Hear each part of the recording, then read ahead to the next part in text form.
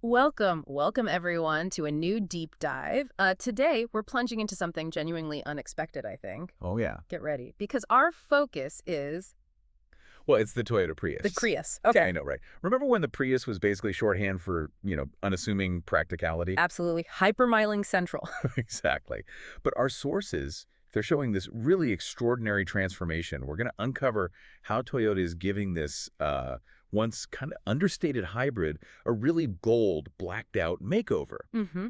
It's genuinely changing how people look at it, especially with these new 2025 and 2026 Nightshade editions. It really is a redefinition, isn't it? And I think the goal for us today in this deep dive is to kind of pull out the key insights from the sources we looked at on these new models. Right. Understanding not just what's changed, but, why it actually matters for a car that was always known much more for sipping fuel than for its visual flair. Okay, so let's unpack that. The sources, they immediately signal this is a real departure from the, let's say, traditional Prius image. Yeah. This isn't just some minor trim package. The Nightshade editions are injecting, well, a noticeable dose of attitude. What specific visual details really jump out to you from the sources that drive home this new edgier character? Well, what's really fascinating is just how effectively these changes overhaul the car's whole aesthetic.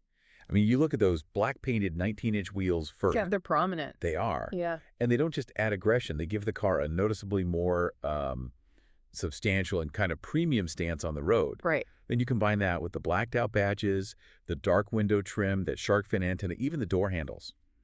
It all comes together. Ah, You get this cohesive, almost monochromatic look. It's clearly a deliberate shift away from blending in. Now it's about standing out. absolutely. It's a design language we just haven't seen on a Prius before. And, Yeah. our sources highlight that while you still get those classic color options, midnight black, platinum white, guardian gray, The safe choices. the safe choices, exactly. But there's one real showstopper that truly embodies this new direction, that Karashi yellow. Oh yeah, that one's hard to miss. It's this vibrant, almost gold-tinted option, and it's exclusive to the Nightshade trims. Mm. It's just such a bold splash of color against all that dark trim. It kind of defies the Prius's history of, well, blending in. Precisely. It's a Yeah, color that absolutely makes a statement. And if we sort of connect this to the bigger picture, it really underscores Toyota's strategy here. which is Well, to diversify the Prius's appeal, move beyond its traditional fan base, those often called hypermilers. right, the MPG obsessives. Exactly. That dedicated group focused on maximizing every single mile per gallon. This styling, especially that yellow, it indicates they're targeting a whole new demographic, people who want style with their efficiency. Okay, so beyond the frankly pretty stunning looks, how do these two Nightshade siblings actually differ for the driver? Mhm. We're looking at both the 2025 hybrid Nightshade and the 2026 plug-in Nightshade edition. Mhm. They share that striking visual persona, sure, but there are distinct differences under the hood, right? Catering to different kinds of drivers. Indeed. Yeah, there are key differences. So the 2025 hybrid Nightshade, for instance, that one starts around $33,755 for the front wheel drive, or just over $35,600 if you want all-wheel drive. Gotcha. Standard hybrid setup. Exactly. This version keeps the traditional hybrid powertrain, offers that excellent combined fuel economy we expect from a Prius, but now with the Nightshade's aesthetic upgrade. Okay. And the plug-in. So for those looking at the 2026 plug-in Nightshade, often called the Prius Prime, the pricing starts a bit higher, around $38,990. And that one only comes with front-wheel drive. Ah, okay. But the key difference is its powertrain. This plug-in hybrid version gives you a significant electric-only driving range before its gasoline engine even needs to kick in. Right, for daily commutes and stuff. Exactly. This is clearly aimed at someone who wants more electric-only capability for their daily driving. It's often seen as like a bridge toward full EVs, but you still value the flexibility of having that hybrid powertrain for longer trips. No range anxiety.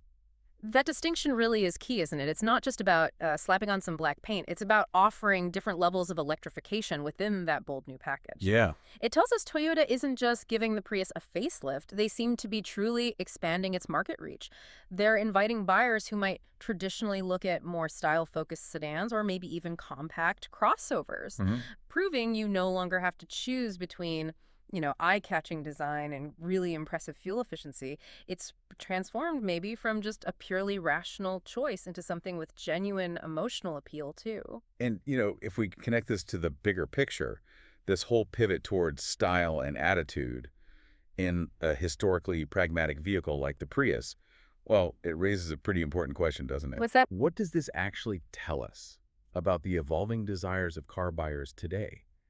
And maybe, what does it signal for the future of hybrid design overall? Hmm, interesting. I mean, think about how this trend might impact other vehicle segments, or even just how it might shift your own perceptions of what makes a car truly cool. It's definitely something to mull over.